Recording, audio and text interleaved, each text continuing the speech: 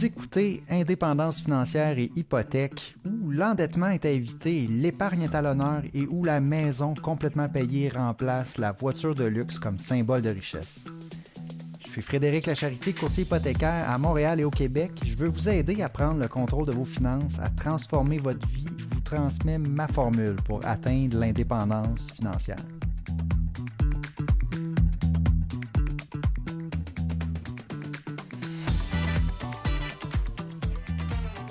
Salut, on est à l'épisode numéro 128. Cette semaine, je fais jouer une conversation que j'ai eue avec Patrick Caron, qui est planificateur financier, qu'on peut entendre parfois sur le podcast de Patrémon et puis sur Finances sans paillettes, nouveau podcast que j'écoute. Donc, Patrick Caron est venu parler avec moi, venu raconter son parcours atypique, de sa première maison achetée à 22 ans, puis de ses différentes carrières chez Bell en criminologie, a été investisseur immobilier, bref, a un beau parcours. Finalement, se retrouver dans le domaine des services financiers comme planificateur financier, puis évidemment, on parle de finances personnelles, on parle de quoi faire, quoi pas faire, puis de l'importance de l'accompagnement. Je vous recommande cette conversation que j'ai eue avec Patrick fortement. Avant de vous la faire jouer, je vais vous parler du Club Privilège. Donc, ce mois-ci, c'est la campagne Frigo plein pour les fêtes. Donc, j'ai 5 cartes cadeaux de 1 000 $ à faire tirer. Le tirage aura lieu le 30 novembre, donc il reste quelques jours. Je vais mettre le lien dans les notes de l'émission pour ceux qui n'ont pas participé. Vous pouvez aller répondre à la question. La question est: envisageriez-vous de refinancer votre hypothèque maintenant pour l'une des raisons suivantes?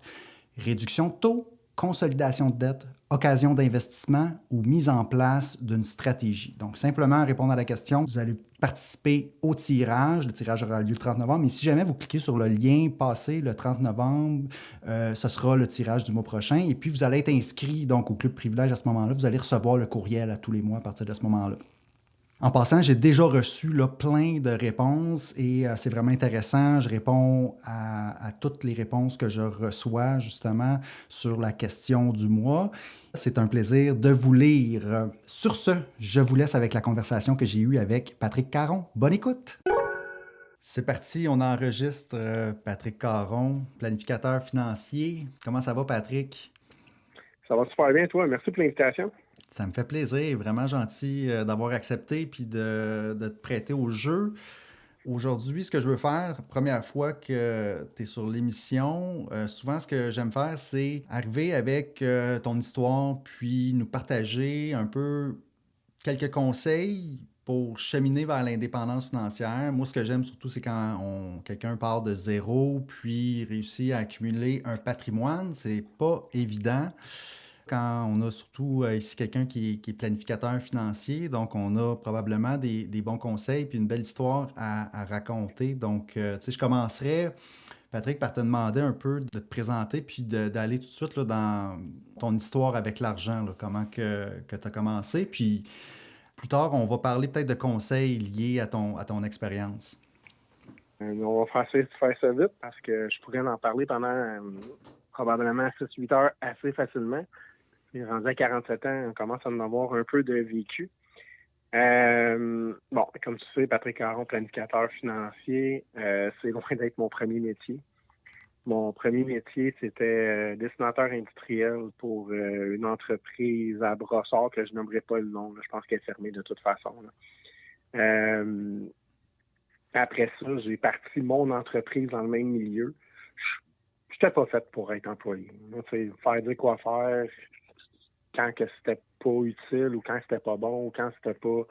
Non, j'étais fait pour être mon propre employeur. Fait que déjà, dès à 22-23 ans, je suis tombé très autonome. J'ai eu mon entreprise qui allait très, très bien là, à l'époque. Là. C'est le mauvais conseil financier, c'est con à dire, mais le mauvais conseil financier qui a fait en sorte que j'ai eu plus de difficultés avec cette entreprise-là. À ma 3e année, je suis tombé malade. Fait que je suis pas d'assurance invalidité. Donc, le fonds de prévoyance a passé en salaire. J'avais plus de fonds de roulement. Fait qu'à un moment donné, j'ai retourné au travail trop tôt. J'ai retombé malade tout de suite. finalement, ma première vie professionnelle s'est éteinte comme ça, parce que maintenant, les factures commencent à rentrer. Puis, bon, qu'est-ce qu'on peut faire pour continuer à payer, là? OK, Patrick. Donc, je comprends qu'assez tôt, début vingtaine, donc on a travaillé dans un certain domaine, puis assez rapidement, on a dit, OK, moi, je vais partir à mon compte dans ce domaine-là. Oui, Est-ce que, avant tout ça, qu'est-ce qu'on avait fait comme étude avant de se rendre un là? deck en, un deck en design industriel. OK. Mais Ah, dans le deck, il y avait quand même un volet entrepreneuriat, il y avait un volet finance, il y avait un petit volet éducation financière pour dire comment qu'on se part une entreprise, qu'est-ce qu'on fait là-dedans. Tu sais, il était vraiment bon. Là, le deck en design industriel au Cégep du Montréal, là, je le recommande. En fait, je ne sais pas aujourd'hui, mais dans le temps, il était super bon. J'ai encore des bons commentaires là, pour en voir de temps en temps. Là. OK, donc DEC technique, j'imagine, en dessin Ouais, industriel au cégep. OK, puis là, oui, on apprend à le faire, mais on apprend aussi peut-être à le faire à son compte à ce moment-là. Donc là, on l'a fait ouais. pendant quelques années avec une entreprise, puis après ça, on s'est dit, OK, je pense que je suis correct pour me lancer. Puis est-ce que tu es allé avec des Ben, partenaires c'était ou tu es allé seul à tout ça. 100%? Oui, avec un partenaire. Dans le fond, on était deux qui travaillaient dans cette entreprise-là. Puis au bout de la troisième année, on savait que l'entreprise était à vendre. On a essayé de la racheter. Puis on a fait analyser l'état financier de l'entreprise. Puis finalement, il aurait fallu que l'entreprise nous paye pour la racheter. Tellement que c'était pas cette entreprise-là était plus rentable. Donc on s'est dit, bon, tant qu'à partir avec une entreprise de visiteurs, on va partir notre propre entreprise.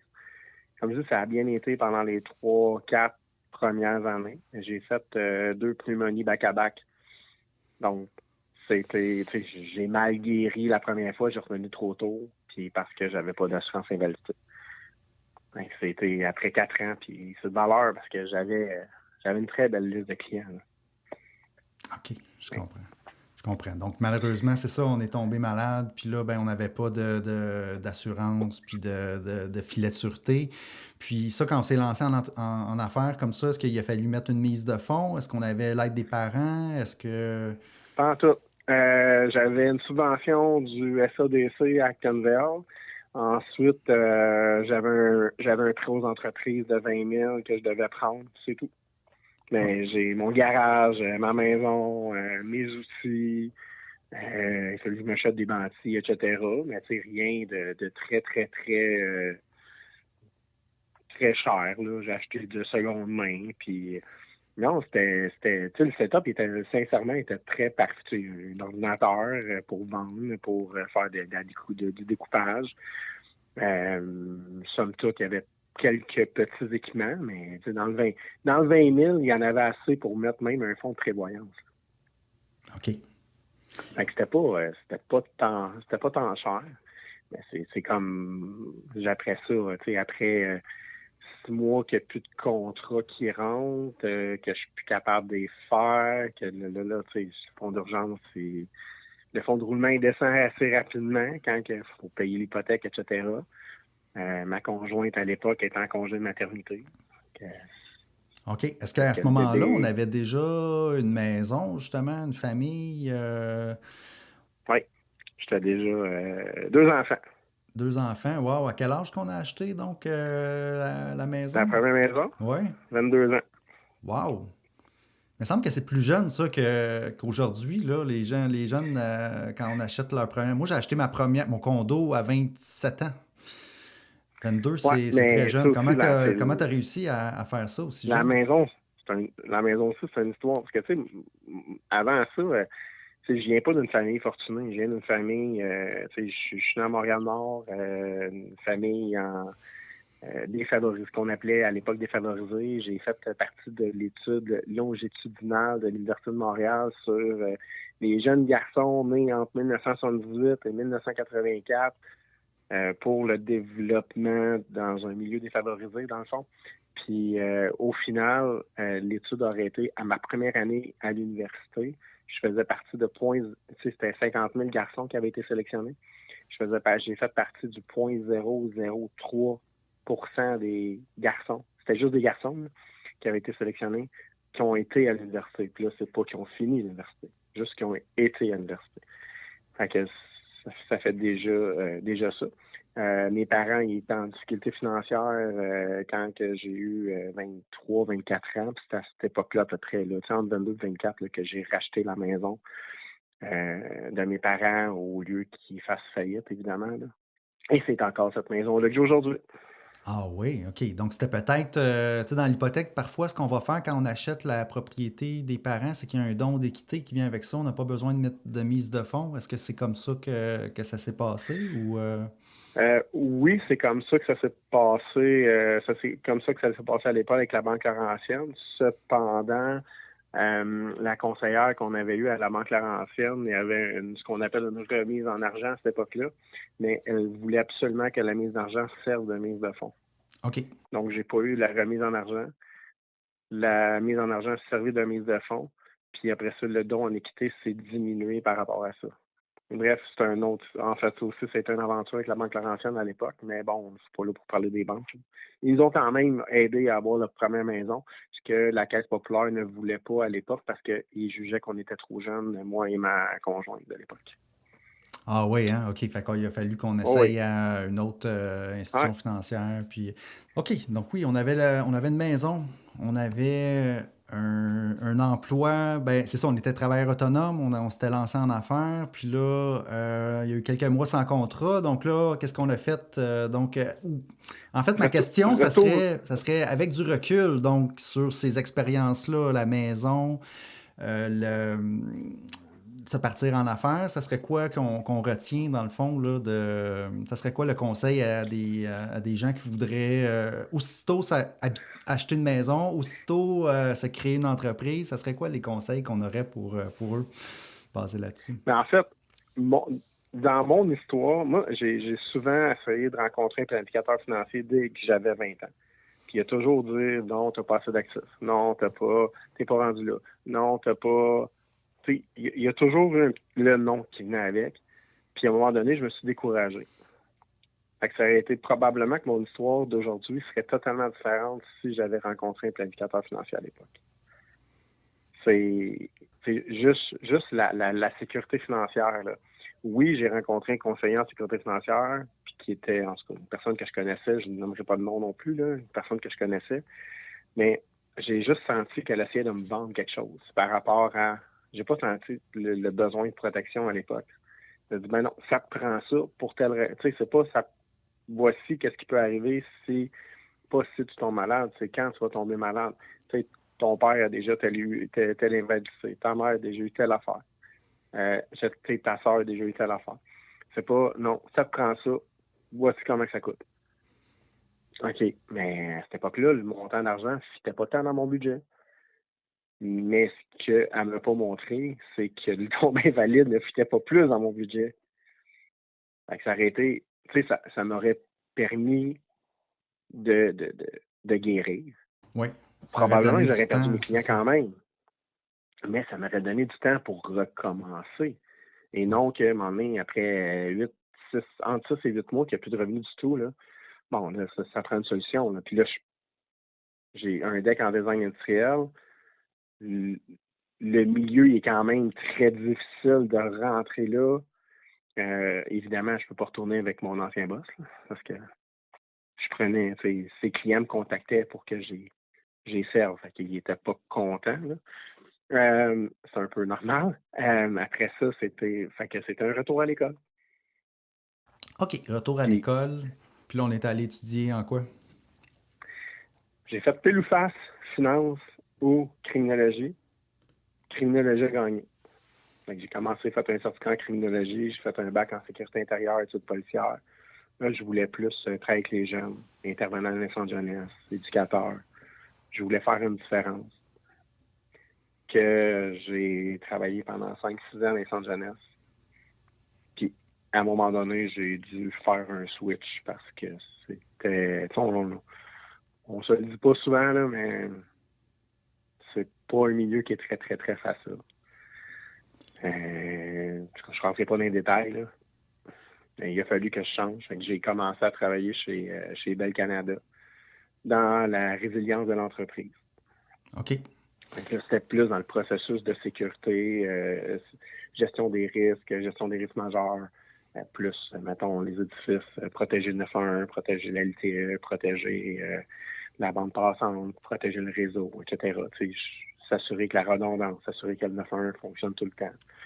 Moi, je faisais des rapports, je faisais des analyses d'immeubles, puis là, j'ai appris que la politique, c'était super important. Pourquoi la politique, c'était super important? Mettons que c'est politique à l'intérieur d'une entreprise. Moi, je suis pas un très bon politicien. Là, j'ai appris qu'il fallait négocier avec certains départements parce qu'il y avait des failures à des places, puis fallait compenser. Puis là, je vois, mais attends une minute, là, si ton système de batterie n'est pas protégé par X, Y, Z solution, ça ne marchera pas demain matin de toute façon. Là. Puis quand même, on avait eu un cas, il y avait eu, en fait, il y a eu Mégantic, que l'équipe avec laquelle j'étais ont participé dans les mesures d'urgence. Il y a eu un cas aussi en Ontario qui a eu une panne de 911 majeure à un moment donné. Il y a eu un mort résulté de ça. Là. Le 911 ne peut pas tomber en panne. Là. Je comprends. Puis à l'époque, il y avait, mettons, la LTE, c'était moins répandu. ExpressVu, c'était énormément le Bell Satellite, là. ExpressVu, là, c'était comme le revenu principal que Bell Canada avait. Là. Mais la redondance, c'est dans l'espace. Là. Il y a un ou deux satellites. Je comprends. Mais là, on est allé travailler pour une grande entreprise, Bell, on s'entend. C'est quasiment un emploi quasiment gouvernemental, là, rendu là. C'est tellement gros. Bon fonds de pension. Oui, c'est ça. Donc, bons avantages sociaux. On voulait travailler à notre compte, aller, c'est ça, naviguer dans une grande entreprise. J'étais pas dans la dernière année, j'étais pas bien là-dedans. J'étais pas fait pour être un employé. Là. J'étais pas fait pour me dire quoi faire. Puis, pendant un congé de maladie, ils m'ont congédié avec une belle enveloppe de départ. Puis là, moi, j'ai un enfant qui était ça. J'ai 4 enfants. Je suis famille recomposée à cette époque-là. Ma conjointe était infirmière. Mon garçon a besoin de le plus de stabilité possible. Fait que là, je vais m'acheter un bloc. Je me dis, OK, on va partir en immobilier, mon mes revenus, une bonne allocation familiale, ma blonde va faire 100 000 par année. On devrait être correct là-dedans. J'ai de l'équité. J'avais une bonne équité sur la maison. Je pars avec une enveloppe et je suis conseillé par un conseiller en sécurité financière. Mais je suis encore malade. Là. Je vais dire, j'ai fait une commotion cérébrale, fait que je suis pas là, je réfléchis pas, j'ai fait trop confiance. Tout mon argent liquide a s'est emprisonné. Emprisonné où? Dans le bloc? Non, j'ai pas pu acheter de bloc finalement. Okay. Non, c'est qu'il y avait des clauses dans mes conditions de rachat comme quoi que je pouvais bonifier mon fonds de pension. Fait que le fonds de pension a été bonifié. Fait que au lieu de transférer l'argent en cash en action, je vais pas savoir, fait que je suis pas tant imposé, on s'entend. Fait qu'au lieu de transférer de l'argent cash que je peux utiliser en mise de fonds, plus mon équité sur la maison, là, c'est tout dans mon compte de retraite immobilisé. La balance dans mon REER. Puis là, à l'époque, les frais de rachat, c'est très, très, très courant. On parle du fonds de pension de Bell là, qu'on pouvait, vu qu'on pas juste le fonds de pension. Je partais avec un montant X, supposons 20 000. OK. Le 20 000 a été transformé en compte de retraite immobilisé. Donc, ils ont bonifié mon fonds de pension. OK. Mais tu sais, dans un fonds de pension, tu as toujours la partie contribution obligatoire et contribution volontaire. La contribution volontaire, je le recommande très rarement de le mettre. Là. C'est l'employeur qui contrôle ton fonds de pension, c'est pas toi. Là. Mm-hmm. Avec la contribution volontaire, je la gardais pour moi. Oui. Mais lui, il a contribué volontairement à bonifier mon fonds de pension. Oui, parce que là, OK, tu as été mal conseillé dans le fond, puis il y a de l'argent que tu aurais dû sortir, qui ont été immobilisés là-dedans, puis là, en ce moment, c'est sûrement encore immobilisé parce qu'il n'y a pas de façon de sortir de ça une fois que... C'est très, très, très immobilisé, okay. Je t'en passe un papier. Puis sa réponse à la fin, c'était, tu vas voir, tu vas me remercier dans 20 ans, l'immobilier, c'est de la merde. Ouais. Tu sais, notre rôle comme conseiller, c'est de vous aider à atteindre vos objectifs. Pas dire que vos objectifs, c'est de la merde. Là. Mais là, Fait que, mais là, rendu là, si je comprends bien, c'est ça, c'est ça, là, on a fait plusieurs emplois, c'est ça, on a découvert, tu sais, ça fait changement. En tout cas, moi, mon histoire, ça a été plus, tu sais, j'ai fait la même chose à partir de l'université jusqu'à temps que je décide d'arrêter pendant comme quasiment 20 ans. Donc là, je trouve ça intéressant. Là, c'est ça, là, on a quelqu'un qui a fait plusieurs choses vraiment différentes. Là. je peux dire que j'ai de l'expérience. Je suis allé jusqu'en centre jeunesse. Puis là, on a acheté une maison auto. Ça, j'imagine, financièrement, acheter sa maison auto, ça a dû avoir des beaux avantages, là, parce que justement, l'immobilier, notre résidence Mais principale, a gagné en valeur. oui, puis non. Euh, oui, dans le sens que j'étais propriétaire, etc., ça a bien été. Mais quand j'ai acheté ma maison, j'avais pas les moyens d'acheter cette maison-là. Fait que l'entretien de la maison, j'avais pas tant les moyens de le faire. Fait qu'à un moment donné, quand j'ai pas eu le choix de changer les fenêtres et de faire la toiture, c'était refinancé. C'était toujours refinancer la maison Ouais. pour aller faire les travaux nécessaires. Fait que, tu sais, oui, puis après ça, j'ai eu un divorce que j'ai dû refinancer encore. Là. Mais, tu sais, au final, ça a été un bon levier. Ça a été un levier intéressant.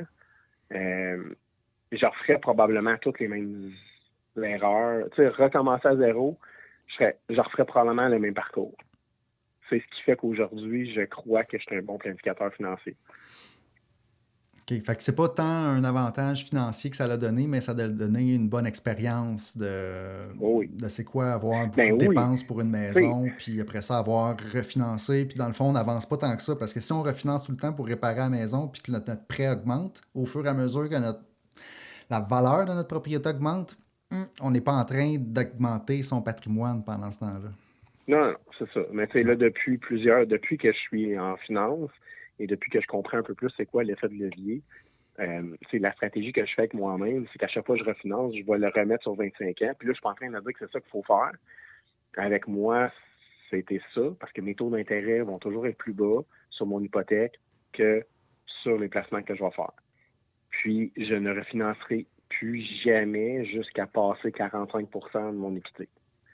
Fait qu'il me reste, somme toute, ma valeur de maison vaut X. Mon prêt hypothécaire, c'est X divisé par 2 moins 5 tout le temps. OK. Je remets ça sur 25 ans, je rebaisse mon paiement, puis la différence est investie. C'est les REER, REE, puis là, je me magasine des REE. Là, je cotise au REE de ma filleule, je cotise au REE de la blonde à ma fille, de la fille à ma blonde. Fait que je suis en train de m'acheter des REE. Good. Au Good. lieu de Ben mettre oui, ça moi dans aussi, du j'aime noir ça. enregistré, mais Je bon. suis pareil comme toi. Moi aussi, j'en ai comme. Là, je suis rendu à 6-7 contre REA là, d'ouvert pour un peu tout le monde. Là. Je trouve ça bien le fun, moi aussi. Là. Tu mets de l'argent là-dedans, là, pouf, il y a un Ben, autre montant qui apparaît, puis l'argent est libre d'impôt c'est ça. pendant la croissance. Participe aux études, qui est qui est à mon avis, un des plus gros avantages. Là. Un bac, oui, c'est vrai qu'il y en a des gens qui font un baccalauréat puis qui finissent caissière chez McDo, là. Mais c'est pas la majorité. On peut permettre d'augmenter son revenu par rapport à l'éducation. Fait que pour moi, l'éducation, c'est super important.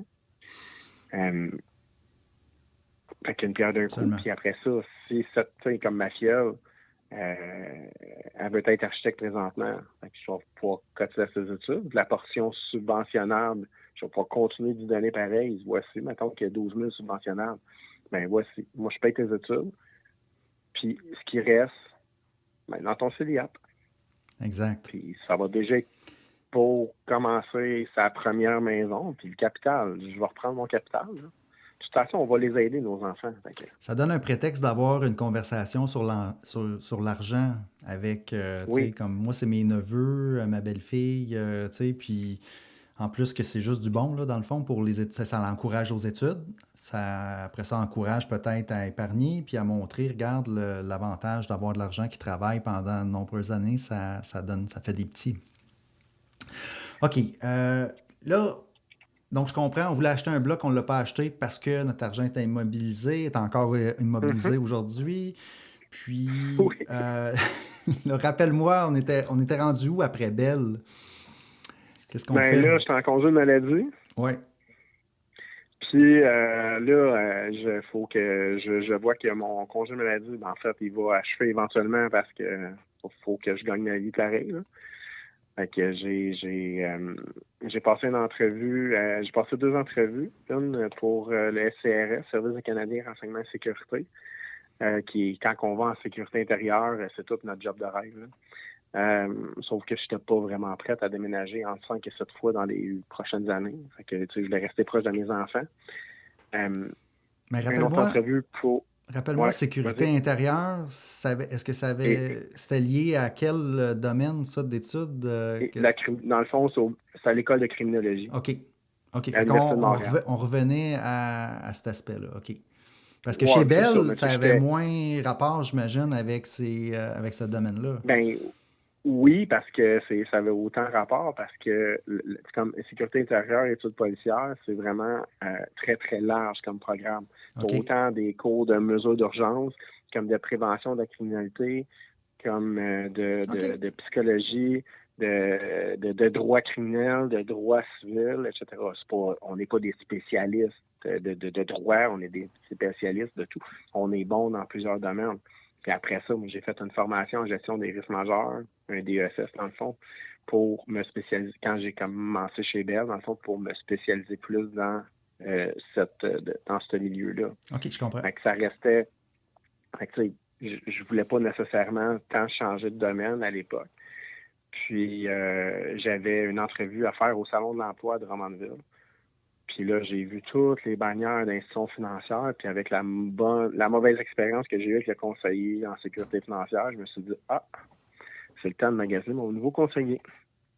Et aucune bannière a voulu me parler ce jour-là, sauf une. Laquelle? Qui était mon directeur, c'est Groupe Investors à l'époque. Aujourd'hui, j'ai gestion de patrimoine. Okay. Alexandre Côté-Durand, qui était mon directeur à l'époque, c'est lui qui m'a engagé. Puis il m'a dit, écoute, oui, je vais devenir ton conseiller, mais j'aimerais ça te présenter la carrière avant. Et il m'a présenté la carrière, ça m'intéressait plus ou moins, en fait, sur le coup. J'ai repensé fin de semaine. J'ai eu une bonne discussion après ça avec ma meilleure amie, Mélissa. Puis elle m'a dit, c'est drôle, parce qu'elle m'a dit, tu sais, Pat, t'as fait un pile ou face, finance ou criminaux. Criminaux gagnés, ça nous a permis de nous connaître, parce que je l'ai rencontré là. Elle dit là, c'est le tour aux finances. Vas-y. Fait que moi, c'était clair que je devenais planificateur financier. Puis j'ai commencé en finance depuis 2016. Wow, OK. Fait que dans le fond, c'est un hasard parce que tu voulais un nouveau conseiller financier. Ouais. Puis là, tu étais à une foire d'emploi. Donc, évidemment, lui, il était là pour rencontrer peut-être des prospects pour travailler avec lui. Plein ça. Puis là, ben, c'est ça qui est arrivé. OK. Je comprends. Là, aujourd'hui, c'est des efforts, c'est de l'acharnement. C'est beaucoup de travail, c'est de la prospection, des références, mais de la formation, surtout de la formation. Aller acquérir des nouvelles connaissances. Je pense que le meilleur move que j'ai fait depuis que j'ai commencé, c'est en 2019, parce que je me suis inscrit au MBA en planification financière et fiscale à l'Université Laval. Là, j'ai appris du langage, j'ai appris à travailler, c'est quoi de la comptabilité, c'est quoi de la fiscalité, plus que la théorie. Là, là je suis en mesure de... Je peux pas l'appliquer en pratique parce que je ne suis pas fiscaliste, puis on n'a pas nécessairement le droit de faire ça, mais on comprend c'est quoi travailler avec des entrepreneurs versus le parcours d'IPF est super intéressant, ça nous amène un peu de langage, mais je suis allé le spécialiser dans le langage avec l'MBA, OK. puis depuis ce temps-là, je travaille pas mal avec des entrepreneurs. OK. C'est quel pourcentage de la clientèle à peu près qui est entrepreneur, ceux qui font affaire avec toi? Mettons que je dis entrepreneur, professionnel de la santé, puis immopreneur, propriétaire d'immeubles à revenus, là. Puis pas un duplex. Là. Duplex, oui, mais je compte pas les duplex là-dedans. Là. Je te dirais que c'est un bon 60% de ma clientèle. 60%. Excellent. Puis, on parle d'immopreneur. Est-ce que, éventuellement, je pense, est-ce que tu as acheté un bloc, même si la fois, lorsqu'on terminait de travailler chez Bell, ça n'a pas fonctionné, mais peut-être ça a fonctionné plus tard, c'est ça? Ça a fonctionné plus tard. J'ai mis toutes mes... Dans le fond, les compétences que j'ai acquises, je les ai toutes mises en pratique. J'ai acheté 2 blocs. Je me suis rendu jusqu'à 22 portes. Là, j'ai tout vendu. Oui, j'ai enfin vendu. OK. Ça, c'était toute une histoire de vente, là. J'ai tout vendu. En 2023, j'ai perdu mon père, dans le fond, puis j'ai réalisé que je voulais m'acheter du temps. Fait que l'immobilier, tu sais, c'est pas vrai que l'immobilier, c'est passif, là. J'aimerais ça parler au ministre qui a mis ça, qui a dit les immeubles à revenus, c'est du revenu passif, là. Je pense qu'il n'y en a pas de bloc, là. Mais c'est ça.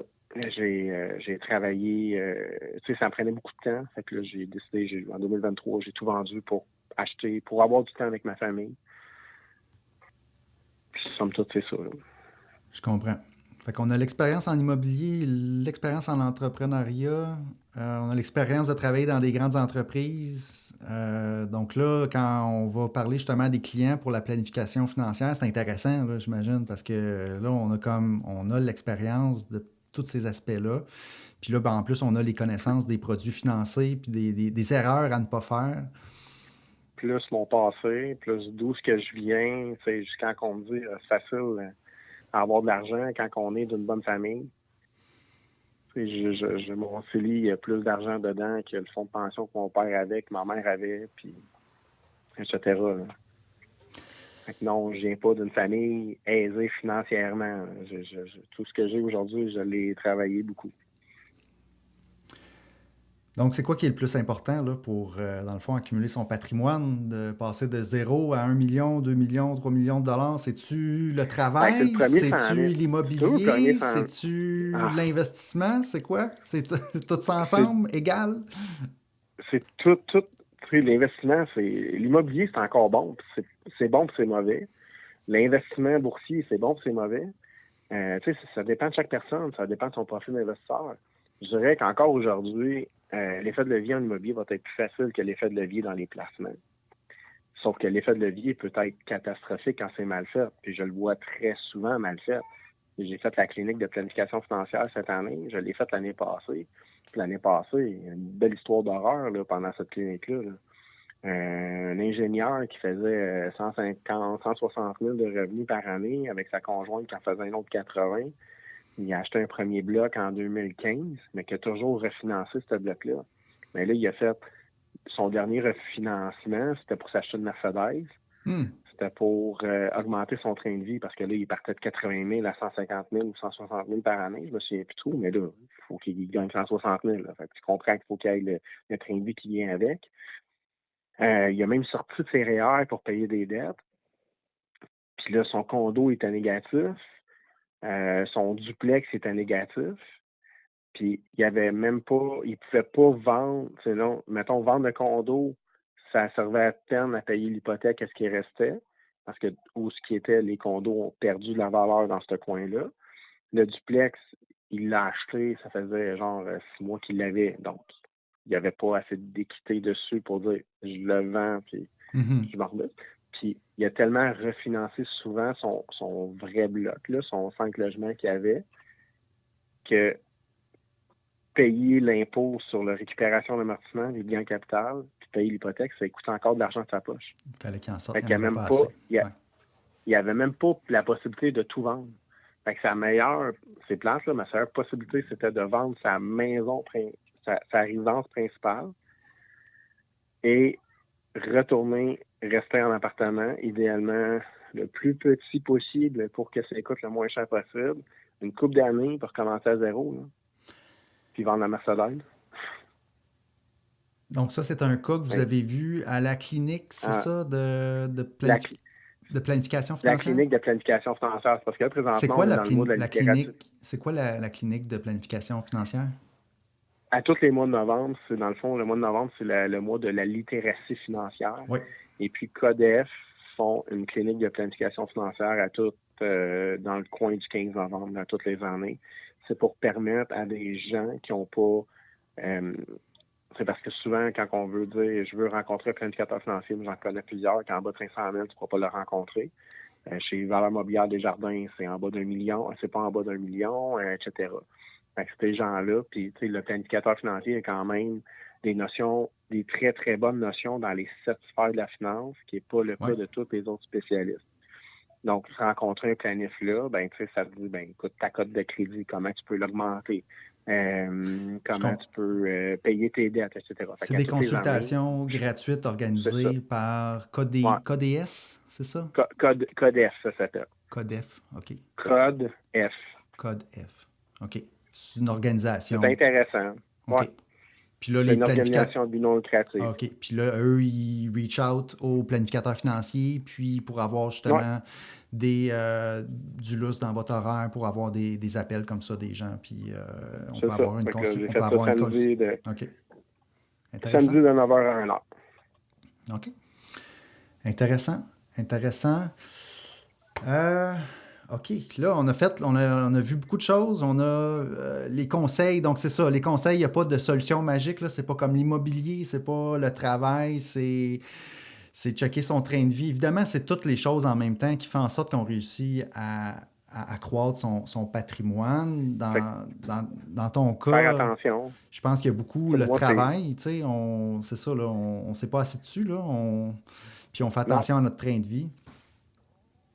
Je respecte mon budget. J'ai un beau fichier Excel que je fais mon budget. Je le mets à toutes les semaines, je le mets à jour, toutes mes dépenses, restaurant. Là, en fait, ça me passe, c'est le manteau d'hiver de ma fille, ça rentre dans mon vêtement. À la fin de là, il me reste encore je ne dirai pas, là, parce qu'elle va me le dépenser. Il me reste encore 208 $ à dépenser d'ici la fin de l'année en vêtements. Donc, on est rendu au mois de novembre. Je ne devrais plus avoir tant de vêtements achetés. Mais bref, j'ai un budget pour toutes les postes de dépenses. Je le suis régulièrement, mais je mets tout le temps 20 % de mon épargne. Un minimum de 20 % de mon revenu en épargne. Mon budget est ajusté en fonction de me payer en premier. Ouais. C'est le premier 100 000 qui est difficile à obtenir. Après ça, les intérêts composés font en sorte que ça va monter tout seul en fonction de l'épargne qu'on va continuer d'en faire aussi. Il n'y a pas de recette magique. La recette, c'est... En fait, je crois beaucoup à l'accompagnement. Ça serait mentir de dire que je ne crois pas, parce que juste dans la fiscalité, je parle souvent, c'est différents podcasts, c'est différentes plateformes de la jeune famille qui fait 80 000 de revenus familial par année avec 2 enfants. Là. Bien, le 80 000 brut donne 80 000 net. Oui. Fait qu'au final, là, avec les allocations familiales, avec tous les retours sociaux qu'ils ont, si le tout est maximisé, bien, la capacité d'épargne est là. Mais ce que je vois malheureusement trop souvent, et ce que j'ai encore vu en fin de semaine, c'est, puis la dame, elle voulait s'acheter un duplex pour sa retraite. Elle dit, au moins, je vais avoir de quoi pour ma retraite, je vais avoir un revenu, puis c'est bien correct de penser comme ça, là. Mais son duplex, en fait, pas le duplex qui regarde, c'est autour de 600 000. Elle a 5 000 $ d'épargne et elle voyage 3 fois par année. C'est difficile, les plex, ils ont tellement augmenté en valeur. Ça a beaucoup de valeur pour quelqu'un qui va emménager dedans puis habiter en même temps, mais c'est difficile pour un investissement pur. Côté chiffre, là, faire la rentabilité, là, les plex. Mais propriétaire occupant, t'es courtier hypothécaire, 600 000, mettons, propriétaire occupant à 5 % de mise de fonds, mettons 30 000. On y va, ça va faire une hypothèque de 580. La dame a fait 80 000, 70 000 par année. Il en manque. Là. Non, ça marche pas. Là, il faut augmenter la mise de fonds. Il faut augmenter, il faut trouver une façon de... Mais dans l'équation, mais c'est où tu es prête à... Qu'est-ce que tu es prête à sacrifier une couple d'années? Mes 3 voyages par année, c'est super important. C'est ça. Il faut soit augmenter les revenus, diminuer les dépenses. Il n'y a pas de solution magique. Le 3 voyages, c'est quand même un 15 000 $ par année. Oui. C'est ça, c'est de faire confiance, de faire comprendre aux gens que oui, mais 80 000, je fais un bon revenu, mais sans je peux voyager. Oui, c'est un bon revenu, mais non, tu peux pas dépenser 30 % de ton revenu annuel. Là, c'est pas 30 % dans son cas, là, c'est quasiment 20 %. Tu peux pas dépenser 20 % de ton revenu annuel brut en voyage si tu as un objectif très, très, très précis d'acheter un immeuble pour ta retraite. Surtout que tu as 0 en fonds de pension. Tu n'as pas de fonds de pension parce que tu travailles. Il faut que tu mettes ton épargne. Fait que oui, l'immobilier peut être ton prochain fonds de pension, mais c'est pas facile.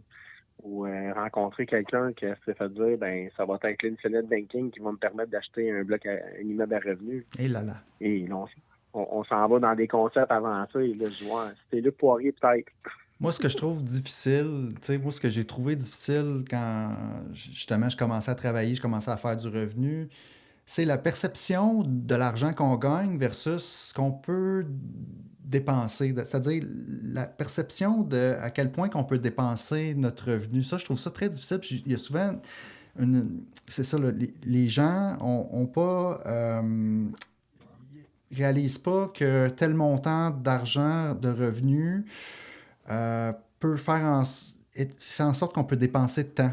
Il n'y a pas comme la relation n'est pas là. Souvent, on a l'impression qu'on est plus riche qu'on l'est. C'est ça qui est triste. Puis il n'y a rien dans, comme dans les publicités, là, prends juste la publicité, là, You're richer than you think.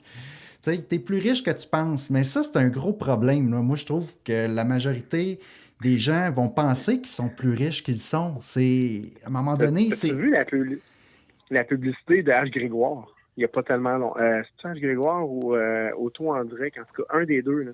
Je me souviens pas lequel. C'était ça coûte moins cher d'avoir l'air plus riche.